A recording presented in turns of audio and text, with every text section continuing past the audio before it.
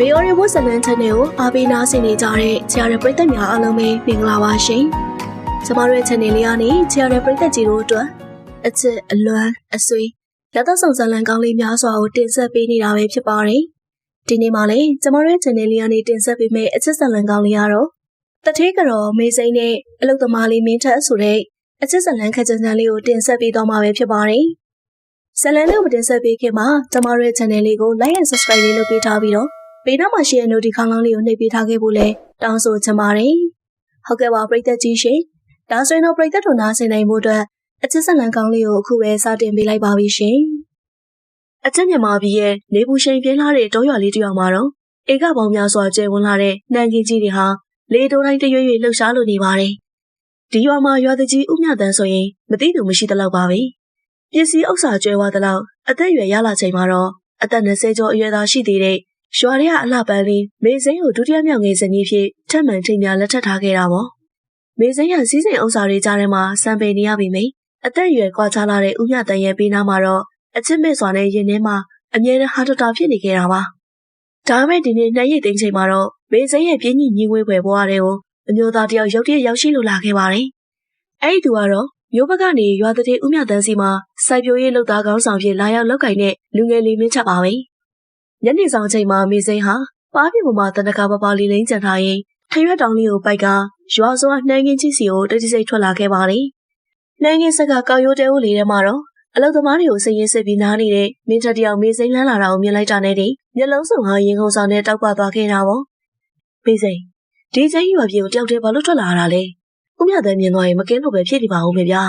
။မေစိမ့်ဟာမင်းရဲ့စိုးရိမ်နေတဲ့မျက်နှာလေးကိုကြည့်ရင်နှကန်းစာလေးကိုအသားရတုတ်ခွေကဆွဲမွက်ခွေပြောင်းလိုက်ပါတယ်။တဲဟူလေးတွင်းကိုခြေလန်းလန်းဝင်လာရင်မင်းရဲ့ပေးသားစီအသားရတုတ်ခတ်ထိုင်လိုက်တာပါ။တထေးကြီးကရွာတကြီးမှာအရက်တောက်ပြီးဖိရိုက်နေတာ။ညနေမှပြန်လာမှကိုမင်းရဲ့မေစိမ့်မှာတော့အိမ်ကြီးပေါ်မှာတယောက်တည်းပြင်းလို့ကိုမင်းစီအပြေးလေးလာခဲ့ရတာ။ရှေ့ကိုမနဲ့ကလေးကမမြင်ရရင်မေစိမ့်ရင်ထဲမှာမယိုးမရနဲ့မနေနိုင်တော့လို့ပါ။မေစိမ့်ရဲ့တနခါနဲ့တင်းမြက်နေတဲ့အချွေးနဲ့စကားလေးတွေကြောင့်မင်းရဲ့ရင်မတစ်ခုလုံးတုံတုံခုန်ဆိုင်လာခဲ့ရပါတယ်။မင်းကမေစိမ့်ရဲ့လက်ကလေးကိုတုံရင်စွာနဲ့မတိမတာအသားရဆောက်ကန်လိုက်မိတာပေါ့မေစိမ့်ရဲ့စကားကိုလည်းပို့လိုက်တာငါမှတော့မင်းကိုတွေးချင်ပေမဲ့တထေးကြီးရိပ်မိသွားမှဆိုလို့တနေ့လုံးရင်တမမနဲ့စိုးရိမ်နေရတာစိုးရိမ်မနေပါနဲ့ကိုမင်းထက်ရဲ့မေစိမ့်ကဟောဒီရွာကိုမင်းထက်ရဲ့ရင်ထဲမှာအေးအေးစစ်စစ်လေးခိုးလုံချင်တော့တာရှေ့ရဲ့နေတွေ့ရဲ့ကြည်တွေကိုမေစိမ့်သိပ်ဆွမ်းလန်းတာပဲမေစိမ့်ကမင်းထက်ရဲ့ပခုံးစားပေါ်ကိုကောင်းလေးမိနှွှဲလိုက်ရင်အပြစ်မကင်းတဲ့တိတ်တိတ်ပုံအချင်းငွေသက်တွေကြားထဲမှာနှစ်ယောက်တည်းတာယာနေခဲ့ကြပါတယ်။ဒါပေမဲ့သူတို့နှစ်ယောက်မသိလိုက်တာကတော့နှံကင်းပြင်ဘက်ကိုင်းတော်ဆက်အမောင်ရိပ်ထဲမှာတစုံတစ်ယောက်ကသူတို့ချိန်တွေ့မှုကိုမျက်စိမသာပဲတိတ်ဆိတ်စွာချောင်းချောင်းကြည့်ရှုနေခဲ့တယ်ဆိုတာပါပဲ။နှံကင်းဆက်ကကောက်ရိုးတဲဦးလေးတွင်မှာတော့လေတိုးတန်တရှဲရှဲနဲ့တူမေစိမ့်နဲ့မင်းချက်တို့ရဲ့တိတ်ဆိတ်ချိန်တွေ့မှုဟာပုံမူအမြင့်တွေလာခဲ့ပါတယ်။မေစိမ့်ကမင်းချက်ရဲ့ပခုံးစားပေါ်ကောင်းလေးမသားမရရွှေ့လိုက်ရင်လက်ကလေးနဲ့မင်းချက်ရဲ့လက်ချောင်းလေးတွေကိုမျက်မျက်နှုံနှုံပုတ်သက်ပေးနေခဲ့တာပေါ့ကိုမင်းချက်ရင်မေစိမ့်တို့ဒီလိုလှည့်ဝက်ပြီးတဝန်တို့ဆရာချိန်တွေ့နေရတာဘလောက်ချိန်ကြီးများခိုးချောင်ကိုယ်လုံနေအောင်မလဲတထေးကြီးဦးမြတ်တဲ့ရဲ့မျက်နှာစိုးကြီးကိုမြင်နေရတာမေစိမ့်စိတ်တွေတိတ်မွန်းချက်တာပဲမင်းချက်ဟာမေစိမ့်ရဲ့ချိုးတောင်လာတဲ့အကျွမ်းနဲ့စကားသံလေးတွေကြောင့်ရေထဲမှာတနာလုံးသွားသလိုအကြောက်တရားနဲ့တောင့်တမှုတို့ရောထွေးသွားခဲ့ပါတယ်တထေးကြီးဦးမြတ်တဲ့ရဲ့ဩဇာအာဏာကိုကြောက်ရပေမဲ့လည်းမေစိမ့်ရဲ့ဆွဲမဲ့ခွေရအလားတရားနဲ့အပြုတ်မှုတွေကသူ့ကိုယူသွတ်သွားစေခဲ့တာပါမေစိမ့်ရဲ့ငါလည်းမင်းကိုတထေးကြီးရင်ဝင်နေရနေအပိပိုင်ခေါ်ထုတ်သွားချင်တာပေါ့ဒါမဲ့တထေးကြီးကရွာထဲမှာအာနာရောငွေကြေးပါရှိတာငါတို့အမားတစ်ခုခုလုပ်ပြီးတော့ပေါ်သွားရင်ဘဝတွေပြက်ကုန်မှာစိုးလို့ပါမေစိမ့်ကမင်းချက်ရဲ့ရင်ဘတ်ပေါ်လက်ကလေးထိလိုက်ရင်မျက်လုံးစုံနဲ့မင်းချက်ကိုစိုက်ကြည့်ကနွယ်စိုးလေးနဲ့စိုးလိုက်ပါတယ်ကြောက်မနေပါနဲ့ကိုမင်းချက်ရဲ့တထေးကြီးကမေစိမ့်ကိုဖြစ်စည်းတစ်ခုခုလိုပဲသဘောထားတာသူမသိအောင်မေစိမ့်အကွက်ကြကြစီစဉ်မှပဲ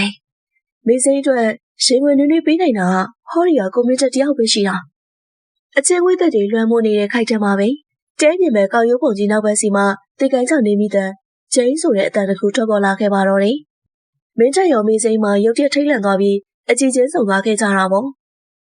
့တိတ်တိတ်မေစိမ့်အပြင်မှာလူတယောက်ရောက်ရှိနေတယ်မင်းထဟာမေစိမ့်ရဲ့လက်ကိုလွှတ်လိုက်ပြီးတဲဟူလေးပြတင်းပေါက်ကနေအပြင်ဘက်ကိုလှမ်းကြည့်လိုက်ပါတယ်နှံငင်းကြီးရဲ့ကြားမှာအမောင်ရိပ်နဲ့တူလူတယောက်ရဲ့ကြောပြဟာမွေးတကောင်လိုတိတ်ဆိတ်စွာရှောက်ဆင်းပြောက်ွယ်သွားခဲ့တာပါနှံငယ်မောင်ရိပ်တဲ့သူရှော့ဆွင်းပြောက်ွယ်သွားတဲ့မဲနဲ့တဲ့အရေးစိုးကြီးကြောင့်ကော်ရိုကျဲကိုလေးတွင်မှာ မင်းထက်နဲ့မင်းစိန်တို့နှစ်ဦးစလုံးအသက်ရှူမှမတည့်ရင်ထိတ်သွားခဲ့ရပါတယ်။တဲဟူလီရဲ့တစ်သားနေရံကိုမိထားရင်မင်းစိန်ရဲ့ဒုနှစ်ဖက်ဟာတုံရင်လာခဲ့တာပေါ့။မင်းထက်ဟာတဲဟူလီပြင်မာသူရန်ရစ်စွာခြေလန်းအနေငယ်ထွက်ကြည့်လိုက်ပေမဲ့အပြင်ဘက်တော်ဟူလီတစ်ခုထဲမှာတော့လေတိုးတန်ကလွယ်ပြီးဘာမှမရှိတော့ပါဘူး။ကိုမင်းထက်ဘယ်သူများလဲ။တထေးကြီးဦးမြတ်တန်းများလှုပ်လိုက်တဲ့လူများလား။မင်းစိန်တော့ကြောက်လိုက်တာ။မင်းစိန်ဟာတုံရင်နေတဲ့အတန်လေးနဲ့မင်းထက်ရဲ့ရင်မက်စီကိုအသေးအံတိုးကလာခဲ့ပါတယ်။မင်းထက်ကသွေးပြင်းနေတဲ့မင်းစိန်ရဲ့ပခုံးနှစ်ဖက်ကိုတင်းကျပ်စွာဆုပ်ကိုင်ပွေဖက်လိုက်ရင်ချော့မော့လိုက်ရတာပေါ့။မကြောက်ပါနဲ့မင်းစိန်ရဲ့ဖြစ်နိုင်ရင်ရွာထဲကထိန်ချောင်းသူလို့သမားတယောက်တစ်ကိုင်းနေမိတာလည်းဖြစ်နိုင်တာပဲ။ငါရှိပါတယ်။မင်းကိုဘာမှထိခိုက်မခံပါဘူး။မင်းတက်ရဲ့နေထွေးလာတဲ့ရင်ခွင်နဲ့ကျင်နာလာတဲ့စကားသုံးနေကြောင်းမင်းစိန်ရဲ့ရင်ထဲမှာကြောက်ရွံ့မှုတွေရောပါသွားခဲ့ရပြီးမင်းတက်ရဲ့ရင်ဘတ်ပေါ်သို့မေးချိန်ကမောကြည့်လိုက်ပါတယ်။မျက်လုံးစုံနဲ့အပြစ်မကင်းတဲ့အချင်းရောင်စင်များတောက်ပါလျက်အကျွမ်းနဲ့စကားလုံးတွေကိုကတ်တူတူဆိုလိုက်ပြန်တာပေါ့။မင်းစိန်အနေနဲ့ဖြစ်မှထက်ကိုမင်းတက်တခုခုဖြစ်သွားမှမင်းစိန်တိမ်မတက်ချောက်တာပါ။ရွာထဲမှာတထေးကြီးစီးစိမ်နေပါပဲရှိမင်းစိန်တို့ကတော့ဒီရင်ခွင်လေးရပဲအေးချမ်းဆုံးပါပဲကိုမင်းထက်ရဲ့မင်းတက်ရဲ့လက်ချောင်းကြီးဟာမင်းစိန်ရဲ့တနခါနှစ်သိန်းနဲ့ဘားပြင်ပေါ်ကိုတာယာကြောက်ရောက်သွားခဲ့ပြီးတစ္ဆာမဲ့အချင်းတို့ထဲမှာပိုမိုနဲ့ဆိုင်စွာနေမြုပ်သွားခဲ့ကြပါတယ်။ဒါပေမဲ့ရွာထဲကိုမင်းစိန်တတိထားပြီးပြန်လည်ထွက်ခွာသွားခဲ့ချိန်မှာတော့ရွာတကြီးဦးမြတ်တရဲ့အင်ကြီးပေါ်မှာတစ်သားကလထိုင်ပေါ်မှာထိုင်နေတဲ့ဦးမြတ်တရဲ့မဲမောင်နေတဲ့မျက်နှာစိုးကြီးဟ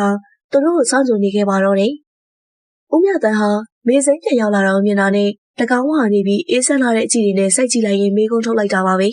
။အင်ကြီးပေါ်ကိုပြေးလွှာပြန်ရောက်လာတဲ့မင်းစိန်တယောက်တကောင်းဝါမှာအေးဆက်စွာရဲ့ကြည့်နေတဲ့တထေးဦးမြတ်တကိုမြင်လိုက်ရချိန်မှာတော့ဒုနှစ်ဖက်ဟာတုံရင်သွားခဲ့ရပါတယ်။လက်ထက်ထရွတ်တောင်လေးကိုတင်းနေအောင်ဆုပ်ကင်ထားရင်မဝင့်ရဲ့အတန်တုံလေးနဲ့စကားဆိုလိုက်ရတာပေါ့။တထေးအိမ်မှာဖျက်နေတာမဟုတ်ဘူးလား။မင်းစိန်ကရွာစုံနှမ်းခင်းဘက်ကိုလင်းငင်းပြရင်လမ်းလျှောက်သွားနေရပါ။ဦးမြတ်တန်ဟာမင်းစိန်စီကိုခြေလမ်းတစ်ပြေးပြေးတိုးခတ်လာပြီးမင်းစိန်ရဲ့မင်းစိန်လေးကိုကိုင်မြောက်ကစစ်တဆဆန်လာတဲ့အကြည့်ရည်နဲ့စိုက်ကြည့်လိုက်ပါတယ်။မင်းစိန်မင်းရွာစုံကိုခက်မစစ်လမ်းလျှောက်တာဟုတ်ရဲ့လား။ငါရဲ့လောက်သားကောင်းဆောင်ငါထက်နဲ့များနှမ်းခင်းဆက်ကတဲဦးလေးမှသွားတွေ့နေတာမဟုတ်ဘူးနော်။မင်းစိန်ရဲ့ညင်ဘက်တစ်ခုလုံးပြောင်းဆန်အောင်တုံလှုပ်သွားခဲ့ရပါတယ်။ဒါပေမဲ့ပါနှလာတဲ့မင်းစိန်ဟာမျက်ရည်စက်လေးတွေဝေါကနေစီးကြပြရင်ဦးမြတ်တန်ရဲ့ရင်ဘက်ပေါ်သို့ကောင်းလေးမိနွဲကအကျွမ်းနဲ့စကလုံးလေးတွေနဲ့လိန်ညာလေးစားလိုက်ပါတော့တယ်။အိုးတထေးကြီးရဲ့မင်းစိန်ကိုဒီလိုဆွဆွဲရတယ်လို့မင်းစိန်ကတထေးကြီးဇနီးပါ။ဟောဒီရွာမှာစီးစိမ်နေရောဂုံတိုက်ကာတွေပါရှိတဲ့တထေးကြီးကိုဖြစ်ပြီးဟိုလောက်တမမင်းတက်ကိုမင်းစိန်ကဘာလို့သွားတွေ့ရမှာလဲ။မင်းစိန်ရဲ့နေမှာတထေးကြီးတယောက်ပဲရှိအောင်မယုံဘူးလားဟင်။မင်းစိန်ရဲ့တနခါရင်နဲ့သိန်းလေးနဲ့တူချွေးနေလာတဲ့ငိုတန်းစလေးကြောင့်ဦးမြတ်တန်ရဲ့တန်တရားစိတ်တရားခဏတာရောပါအေးဆက်သွားခဲ့ရပါတယ်။မင်းစိန်ရဲ့ဘားပြင်ပေါ်မျက်ရည်တွေကိုအသာရတုပ်ပေးလိုက်ကြပေါ့။ဒါပေမဲ့နောက်တနေ့မနေ့ကမှတော့မင်းစိန်ဟာဦးမြတ်တန်မရှိခိုင်ရွာပြင်ကနန်းကင်းစီကိုဘရမကထက်မှန်ထွက်ခွာလာခဲ့ရပြန်ပါတယ်။မင်းနဲ့စီရောက်တော့မင်းစိန်ဟာမင်းတဲ့ရဲ့ခါကိုတင်းကျပ်စွာတိုင်းဖက်လိုက်ရင်အသက်ရှူမှမတန်စကားဆိုလိုက်ပါတယ်။ကိုမင်းချက်ရင်တထေးကြီးကမင်းစိန်တို့ရိမ့်မိနေပြီ။မင်းစိန်တို့တိမ်မတက်ချောက်နေရပြီ။ဒုံးမြောက်ရွာနေဝေးရောက်တိတ်တိတ်ပေါ်ထွက်ပြေးကြရအောင်နော်။မင်းတက်ဟာမင်းစိန်ရဲ့ဆွဲမဲ့ပံမျက်လုံးစုံကိုစိုက်ကြည့်ရင်တစ္ဆာမဲ့အချင်းတို့နဲ့မှယူသွစွာကောင်းရိပ်လိုက်ပါတော့တယ်။မင်းတက်နဲ့မင်းစိန်တို့နှစ်ယောက်ရွာနေခိုးပြေးဖို့သဘောတူလိုက်တဲ့အဲ့ဒီမနက်မှာပဲတောရွာလေးတစ်ခုလုံးကိုတုံလောက်ချောက်ကြသွားစေပဲတရင်ဆိုရင်တစ်ခုရွာစုံကနေနေပြီးဒလဟောပြင်းနဲ့လို့လာခဲ့ပါတော့တယ်။ရွာတရေကြီးဦးမြတ်တန်ဟာနှံကင်းတောင်ဘက်ရွာထဲမှာရဲဆက်စွာရိုက်နှက်ထားခံရပြီးအသက်ပြောက်နေတဲ့အလောင်းဖြစ်ရွာသားတွေရုတ်တရက်တွေ့ရှိလိုက်ရတာပါ။စူပူလှုပ်ရှားသွားတဲ့ရွာတကြီးနဲ့ရွာအဆောင်ခွက်များဟာတောင်ရတွင်းကိုအပြေတော်ရောက်ရှိလာကြပြီးအလောင်းသားမှာမငုံမရနဲ့ကြောက်လန့်နေတဲ့မေစိန်ကိုတွေ့လိုက်ကြရပါတယ်။မေစိန်ဟာပါးပြင်တံမှာမျက်ရည်စက်တွေဝေါကနေစီးကြလျက်ဒူးတောက်ကငိုကြွေးနေခဲ့တာပေါ့။တထေးကြီးရဲ့မေစိန်ကိုပြစ်သွားရတယ်လို့မနက်ကမှတောင်ရထဲကိုစည်ရင်သွားစစ်မယ်ဆိုပြီးထွက်လာတာပါ။ဘသူတွေကများဒီလောက်ကြီးရက်ဆက်စွာပြုတ်လောက်ရတာလေ။မေစိန်ရဲ့ဟန်ဆောင်မျက်ရည်များနဲ့တူငိုကြွေးတဲ့နေကြမှာရွာတကြီးရဲ့ဆူရှာလာတဲ့ကြီးဟာအနီးနားမှာမတင်ကားဝဲမတည့်ရက်နေတဲ့အလုသမားကောင်းဆောင်မင်းတက်စီကိုတက်တက်မဲ့မဲ့ကြားရောက်သွားခဲ့ပါတယ်။မင်းချန်မင်းမနက်ကစိုက်ပျိုးရေးတဲဦးမှာမရှိပဲဘာလို့ဒီတောင်ရဘက်မှာရောက်နေရတာလဲ။မင်းနဲ့ဦးမြတ်တန်ကြားမှာစိုက်ပျိုးရေးငွေကြေးကိစ္စစကားပြောထားကြတယ်မဟုတ်လား။မင်းချန်ဟာရွာတကြီးရဲ့ဆွဆွဲချက်ကြောင့်မျက်နှာပြင်တစ်ခုလုံးသွေးဆုပ်ဖြူရောသွားခဲ့ရပါတယ်။သူနဲ့မေစိန်တို့ရဲ့တိတ်တိစိတ်ချင်းတွင်မှုနဲ့အိမ်တော်ရေးဖောက်ပြန်မှုတွေပေါ်သွားမှာကိုစိုးရိမ်လွန်းတာကြောင့်ဘာမှမချေပါနိုင်ပဲအတန်တုံနဲ့သာညှင်းဆန်လိုက်ရတာပေါ့။မဟုတ်ပါဘူးတထေးကြီးကျွန်တော်မနက်ကအလုပ်သမားတွေစင်းရင်သွားစစ်တာပါ ကျွန်တော်တတိယကိုအသက်အန္တရာယ်မပြုခဲ့ပါဘူး။တန်တရားမိစားများတောင်းလောင်လာချိန်တွင်မင်းစိမ့်နဲ့မင်းချက်တို့ဟာအတိကတန်တရားဖြစ်ပွဲတရခံနေဖြစ်ရွာဆောင်ခွေရဲ့စောင့်ကြည့်ခြင်းကိုခံလိုက်ကြရပါတယ်။ဒါပေမဲ့အားလုံးမသိလိုက်တာကတော့တတိကြီးဥပြတန်တေဆုံမှုရဲ့နောက်ွယ်မှာမင်းစိမ့်နဲ့မင်းချက်တို့ရဲ့လိုအပ်ချက်တွေမကပဲရွာတွေကလင်းကြီးတွေကိုသိမ့်ပိတ်ချင်နေတဲ့တကြီးရဲ့နှဆိုင်ဆုံးအကြံဆိုကြီးပါဝင်နေခဲ့တယ်ဆိုတာပါပဲ။ဦးမြတန်ရဲ့ရုပ်လောင်ကိုရွာထဲကိုပြန်နေတင်ဆောင်သွားပြီးတဲ့နောက်မှာတော့တောရွာလေးတစ်ခုလုံးဟာထိတ်လန့်မှုတန်တရားမိစားတွေနဲ့တူတိတ်ဆိတ်အေးဆက်သွားခဲ့ရပါတယ်။ရွာတကြီးဥပဒေနဲ့ရွာဆောင်ဖွဲ့ဝင်များဟာအလုသမားကောင်းဆောင်မင်းချက်တဲကိုရနိုင်ကိစ္စကကော်ရိုတဲကိုစီတို့အသေးအံရောက်ရှိလာကြပြီးတဲတွင်းမှာရှိတဲ့ပစ္စည်းတွေကိုမွေနှောက်စစ်ဆေးကြပါတော့တယ်။မင်းထံမင်းရဲ့တက်တာကိုခွေလိုက်စမ်း။ဦးမြတန်ရဲ့အလောင်းမှာပါသွားတဲ့ရွှေလက်စွပ်နဲ့စိုက်ပျိုးရေးငွေထုတ်တွေကိုမင်းခိုးယူထားတာမဟုတ်လား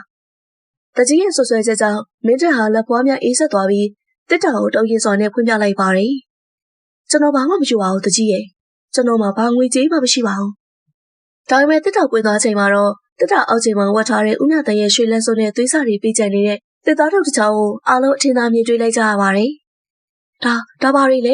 ကျွန်တော်ဝတ်ထားတာမဟုတ်ပါဘူး။ကျွန်တော်ကိုထောင်ချောက်ဆင်ထားတာပါ။မင်းတက်ရဲ့သွေးပြတ်မတက်အော်ဟဲလေးတန်ကြီးဟာကော်ရိုတဲကိုအတွင်းမှာဟိန်းချက်သွားခဲ့ပါတယ်။မင်းတက်ဟာသူ့ကိုတစုံတစ်ယောက်ကအကွက်ကြကြအပြစ်ပုံချလိုက်ပြီးဆိုတာသဘောပေါက်လိုက်တာပေါ့။တစ်ချိန်တည်းမှာပဲအိတ်ကြီးပေါ်မှာတော့ကားရောက်နေတဲ့မင်းစိမ့်စီကိုရွာတကြီးဥပဒေဟ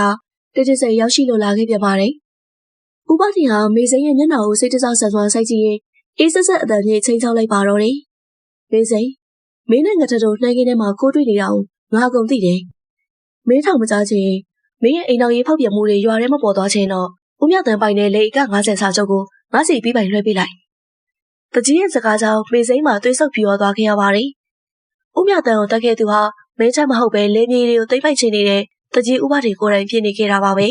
။ရွာတကြီးဥပဒေရဲ့အေးဆက်ဆက်ချင်းချောက်လိုက်တဲ့စကားတန်ကြောင့်မေစိမ့်ရဲ့တကူလုံးတုံရင်သွားခဲ့ရပါတယ်။ဦးမြတန်ပိုင်ဆိုင်သမျှလေကများစွာကိုသိမ့်ပိုက်လို့တဲ့တကြီးရဲ့အာတာနဲ့ရဲစက်မှုဆိုကြီးဟာမေစိမ့်ရဲ့ရှိမှမင်းနဲ့စွာထွက်ပေါ်လာခဲ့တာပေါ့။တကြီးကျမမင်းချက်နဲ့အမှားလုပ်ခဲ့တာမှန်ပေမဲ့ကျမတို့လူမတက်ခဲ့ပါဘူး။တကြီးအကွက်စင်ပြီးအပြစ်ပုံချလာတာတော့ကျမအေးစိတ်ငြိမ်ခဲ့နေမှထိနေသလား။မေစိမ့်ရဲ့ရဲရဲစွာတုံ့ပြန်လိုက်တဲ့စကားကြောင့်တကြီးဥပဒေရဲ့မျက်နှာပေါ်မှာရုံးမှလာတဲ့အပြုံးတစ်ချက်ချက်ချင်းပေါ်ပေါက်လာခဲ့ပါတယ်။တကြီးကမေစိမ့်ရဲ့ပကုံးကိုတင်းကျပ်စွာဆုပ်ကိုင်လိုက်ရင်ခက်တိုးတိုးစကားကိုချိန်ချောက်လိုက်ပါတော့တယ်။ဟာမေစိမ့်မင်းကိုရခဲ့ရမိတ်နေပြီဆိုတာမသိသေးဘူးလား။ကော်ရိုတဲထဲမှာသွေးပေနေတဲ့တစ်သားထုတ်ရောဦးမြတန်ရဲ့ရွှေလက်စွပ်ပါမင်းရဲ့ရေစာမင်းချက်တစ်တာတည်းကထွက်လာတာ။မင်းအမှန်တရားထုတ်ပြောရင်လေရွှာလူတွေကမင်းတို့နှစ်ယောက်ပူးပေါင်းပြီးလင်းအောင်တက်တယ်လို့ပဲထိမ့်မနိုင်သိမ်းမြတန်တရားဝင်ကြမှာ။မင်းချက်အသက်ရှင်လာမြင်ချင်းငါပြောသလိုလုပ်လိုက်စမ်း။မေစိမ့်မှရင်ဘက်ကြီးတုံတုံခုန်လျက်စိတ်ဆဆန်လာတဲ့အကြက်တဲတဲ့ရင်ဆိုင်လိုက်ရပါတော့တယ်။တစ်ချိန်တည်းမှာပဲရွာစဲမှာကျိုးတဲ့တင်းကျပ်စွာချီနှောင်ထားခင်ရတဲ့အပြစ်မဲ့သူမင်းထက်ဟာလေအေးဆက်လာတဲ့ညမောင်တူထဲမှာနာကျင်စွာနဲ့ရုန်းကန်နေကြရတာပါ။မေစိမ့်မင်းပေးခဲ့ရလားမသိဘူး။ငါ့ကိုထောင်ချောက်ဆင်ခဲ့သူဟာဒီရွာထဲကအာဏာရှိသူတယောက်ပဲဖြစ်ရမယ်။မင်းထက်ဟာအန်စိတ်ကကျိုးကိုအစွမ်းကုန်ရုန်းကန်နေစင်မှာပဲဇရက်အနောက်ဘက်အမောင်ရိပ်ထဲပါနေ၍တိမ်စိတ်ထွက်ပေါ်လာတဲ့ခြေတံတချို့ကိုကြားလိုက်ရပါတော့တယ်။ဇရက်အနောက်ဘက်အမောင်ရိပ်ထဲမှာတဖြည်းဖြည်းတိုးကပ်လာတဲ့တန်တရားဖြစ်ပွဲခြေတံတစ်ရှဲရှဲကြောင့်ချီနှောင်ခံရတဲ့မင်းထက်ရဲ့ရင်ဘတ်တစ်ခုလုံးဒုံကနေခုန်သွားခဲ့ရပါတယ်။ဒုံတစ်ချောင်းကိုစုပ်ကိုင်နိုင်ရင်အမောင်တို့ထဲမှာထွက်ပေါ်လာတဲ့အရေးစိုးကြီးရဲ့အထောက်ဆန်လာတဲ့မျက်နှာပေါ်ပေါက်လာတဲ့ချိန်မှာတော့မင်းထက်ရဲ့ကြည့်တွေကပုံမထိတ်လန့်သွားခဲ့ရတာပေါ့။အဲ့လူဟာတထေးကြီးဥပဒေရဲ့စိတ်ကြဆန်လာတဲ့တပြေးရင်းငမဲပင်ဖြစ်နေခဲ့တာပါ။ငမဲဟာမင်းထက်ရဲ့လေပင်နာကိုဒုံကိုတင်းကျပ်စွာနဲ့ထိကပ်လိုက်ရင်အေးဆက်ဆက်စကားတန်နဲ့စကားကိုဆိုလိုက်ပါတယ်။မင်းထက်မင်းဒီညရွာကနေအသက်မကင်းမဲ့ပျောက်ကွယ်သွားမယ်။တကြီးရဲ့အမိတ်တိုင်းမင်းရဲ့ပကုံးပေါ်အပြစ်အကုန်ပုံချပြီးမှမင်းကိုအပြစ်ရှင်းရမှာ။ငမဲကဒုံနဲ့ရိုက်နှက်ဖို့အာယူနေလိုက်ချိန်မှာပဲဇရက်ဘေးကကိုင်းနောက်ဆက်စီကမင်းရဲ့ရုပ်တရက်တောက်လောင်လာပြီးမင်းစိမ့်ရဲ့ဆူရှာလာတဲ့အော်ဟစ်တန်ကြီးထွက်ပေါ်လာခဲ့ပါတယ်။ရက်လိုက်ဆန်းငမဲမင်းရဲ့တုတ်တစ်ချက်လှုပ်လိုက်တာနဲ့ရွာဆောင်ဖွဲ့တွေကိုငါမီးအိမ်နဲ့မီးရှို့ပြီးအချက်ပေးလိုက်မယ်။မင်းစိမ့်ဟာတကြီးဥပဒေရဲ့စာချုပ်လွှဲပြောင်းခိုင်းမှုကိုဟန်ပြသဘောတူလိုက်ကတကြီးမရိပ်မိခင်ပါပဲရွာချင်းစီတို့အသက်လူအပြေလွှာရောက်ရှိလာခဲ့တာပါ။ငမဲဟာမင်းစိမ့်ရဲ့ရင်းရင်လာတဲ့ချိန်ကြောင်မှုကြောင့်ရုပ်ရက်အံ့အားသင့်ကတွေးဝေသွားခဲ့ရပါတယ်။မင်းစိမ့်ကအခွင့်ကောင်းကိုအခွက်ချအတုံးချကလက်ထဲမှာပါလာတဲ့တမြောင်ငယ်လေးနဲ့မင်းထက်ရဲ့လက်မှာချီနှောင်ထားတဲ့ကြိုးတွေကိုအမြန်ဆုံးလှိပြက်ပေးလိုက်ပါတော့တယ်။ကိုမင်းချန်မြင်မြင်ထပါ။ကျမတို့ဒီကနေမြင်မြင်မပြေး။ရွာတကြီးကကျမတို့ရွာထဲမှာနေအရှင်လက်လက်တက်ပြစ်တော်မှာ ကျုံပြတ်သွားတာနဲ့မင်းတက်ဟာအားကုန်တုံးကငမဲကိုတွန်းထုတ်လိုက်ပြီးမေစိန်ရဲ့လက်ကိုတင်းကျပ်စွာဆုပ်ကိုင်လျက်ဇရက်နောက်ဘက်နှင်းငင်းကြီးအတွင်းသို့စိတ်ဆဆန်စွာပြေးဝင်သွားရောက်ခဲ့ပါတော့တယ်။ငမဲရဲ့ဒေါသတကြီးအော်ဟစ်လိုက်တဲ့တူရွာဆောင်ဖွင့်ရဲ့တနက်တန်ဒုက္ခိန်တန်တွေနဲ့မျက်မှောင်တို့ထဲမှာစူညံစွာရိုက်ခတ်လာပါတော့တယ်။ညနေတကောင်ရဲ့မဲမောင်လာတဲ့အမောင်တို့ကြားထဲမှာမင်းတက်နဲ့မေစိန်တို့နှစ်ဦးဟာနှင်းငင်းကြီးတွင်းကိုအသက်လူပြေးလွှားနေခဲ့ကြပါတော့တယ်။နောက်ကျောဘက်မှာတော့တထေကြီးဥပဒေရဲ့တပိတ်ငမဲနဲ့ရွာဆောင်ဖွင့်ဝင်နေဟာမိရဲ့ရောင်လေးနဲ့အော်ဟစ်လိုက်လန်တဲ့နေဟာတရှက်ရှဲနဲ့တိုးကက်စွာနဲ့ပဲ့တင်ထဲလိုနေခဲ့ပါတယ်။ခြေလမ်းမသွားရင်တော့အသက်ပြောင်းနိုင်တဲ့အဲ့ဒီချိန်တွေမှာမေစိန်ရဲ့ခြေထောက်ဟာတင်းမြစ်တစ်ခုနဲ့ညီကနှင်းကင်းဆက်ကမြေကြီးပေါ်သို့ရုတ်တရက်လဲကျသွားခဲ့ရပါတယ်။အာကိုမင်းချက်ကျမခြေထောက်ခောက်သွားပြီ။ကျမကိုထားခဲ့ပြီးမြင်မြင်ပြေးပါတော့နော်။မင်းတက်ဟာလဲကျနေတဲ့မေစိန်ရဲ့လက်ကိုတင်းကျပ်စွာပြန်လဲဆုပ်ကိုင်လိုက်ရင်မေစိန်ကိုပွေ့ချူလိုက်ပါတယ်။အသက်အန္တရာယ်နဲ့ရင်ဆိုင်နေရပြီမဲ့လည်းမေစိန်ကိုပြစ်မသွားနိုင်တဲ့မင်းတက်ရဲ့စိတ်ဆဆန်လာတဲ့သစ္စာတရားနဲ့ချစ်ချင်းငွေသက်တို့ဟာဒီမောင်တို့ထဲမှာပုံမှုအတိတ်ပဲရှိလာခဲ့တာပေါ့။မပြေဘူးမေစိန်ငါမင်းကိုတယောက်တည်းထားမသွားနိုင်ဘူး။တူတူလုံးမြောက်အောင်ရုံထွက်ကြမယ်။မင်းတက်ဟာမေစိန်ကိုတွဲကူရင်ကော်ရိုတဲကိုလေအနောက်ဘက်စီတော့ကြောက်ကမ်းမအမောင်ရဲ့တဲကိုတိတ်ဆိတ်စွာပုံငွေလိုက်ကြပါတယ်။အဲဒီချိန်မှာပဲသူတို့ရဲ့ရှေ့တက်တဲ့ကိုမိတလုံးကိုက်ဆောင်ထားတဲ့တကြီးဥပဒေနဲ့ငမဲတို့နှစ်ဦးရောက်ရှိလာခဲ့ကြတာပါ။ဥပဒေရဲ့မျက်နှာပေါ်မှာတော့ရုံးမှအေးဆက်လာတဲ့အပြုံးကြီးနဲ့တူငမဲကိုဒေါသတကြီးချိန်မောင်းလိုက်တဲ့အတန်တွေထွက်ပေါ်လာခဲ့ပါတယ်။ငမဲမင်းသိချာရှာစမ်းငါတက်နဲ့မေစိန်တို့လွတ်သွားလို့မဖြစ်ဘူး။ဦးမြတ်တဲ့ကိုငါကိုယ်တိုင်ဒုတ်နဲ့ရိုက်တက်ခဲ့တာတွေလဲစာကြောက်တွေကိုငါအတူလုပ်ထားတာတွေ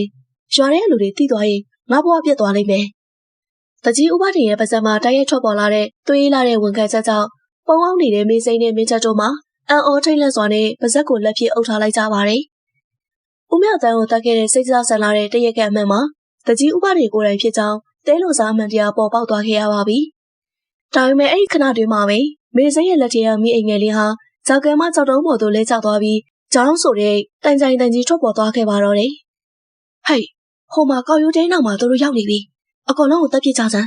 ။တကြီးဥပဒေရဲ့ရဲဆက်လာတဲ့အုတ်ဟစ်တန်ကြီးနဲ့တူငမဲနဲ့တပည့်တွေဟာမင်းတက်တို့ပုံအောင်နေတဲ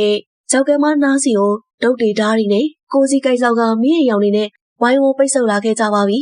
။မင်းတက်ဟာတရားရထားတဲ့မေစိန်ကိုအနောက်ဘက်ကိုတွန်းပို့ထားရင်ဘေးနောက်မှာရှိတဲ့တစ်သားထုတ်ကြီးတစ်ချောင်းကိုတင်ကျစွာဆုပ်ကိုင်ရဲ့ရဲရင်စွာတိုက်ခိုက်ရင်ဆိုင်လိုက်ရပါတော့တယ်။တကြီးဥပဒေခမရဲ့ရုံးမာတဲ့လိုအပ်ချက်တွေကိုအားလုံးကြားလိုက်ပြီ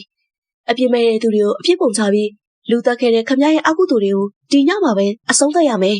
။ငမဲဟာမင်းတက်စီကိုဒုံနဲ့အရှိန်လွန်စွာရိုက်ချလိုက်စီမှာပဲမင်းတက်ဟာပေါင်းနဲ့စွာရှောင်ခဲလိုက်ပြီးငမဲကိုကြောက်ကမ်းမစီသို့အစွမ်းကုန်တွန်းထားလိုက်ပါတယ်။ငမဲမှာခြေခံပြီးကြောက်ကမ်းမအောက်ကိုလဲကျသွားခဲ့ရတာပေါ့။အဲဒီချိန်မှာပဲတကြီးဥပဒေဟာလက်ထက်ဓာတ်နဲ့မင်းတက်စီကိုအပြင်းထန်တွန်းဝင်လာခဲ့ပြန်ပါတယ်။မင်းတို့နှစ်ယောက်တည်းမှာငါရဲ့လှုပ်ဝက်ချက်တွေနှုတ်ပိတ်မှာ။ဒါပေမဲ့ဥပဒေရဲ့ဓာတ်သွားမင်းတက်စီကိုမရောက်ခင်မှာပဲနိုင်ငံတစ်ခုလုံးလေးတိတ်သွားစေတဲ့ဆူရှာလာတဲ့မီးရောင်တန်းတွေနဲ့အတူရွာဆောင်ဖွဲ့ရဲ့တနက်ပြဖောက်တန်းကြီးညီကြီးလာခဲ့ပါတော့တယ်။အကောင်လုံးလက်ညှက်လိုက်ကြစမ်း